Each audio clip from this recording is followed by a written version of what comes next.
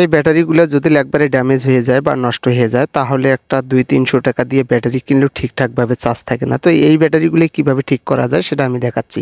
এই যে দেখুন লাইন পাচ্ছে না, মিটারে দেখালাম লাইন পাচ্ছে না, তো আমরা কিভাবে ঠিক করব সেটা দেখাচ্ছি। এই যে এই পাশে ধরে কভারটাকে খুলে নিতে হবে, দেখতে পারতেছেন কভারটাকে খুলে নিলাম।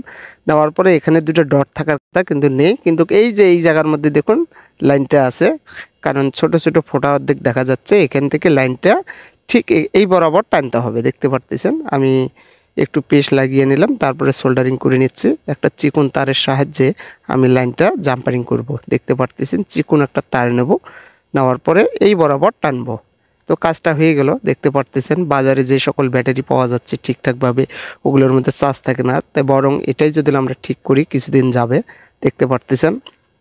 আমি এখন দেখব লাইন পেলো কি না। হ্যাঁ পেয়েছে, এই যে দেখতে পাচ্ছেন লাইন পাইছে।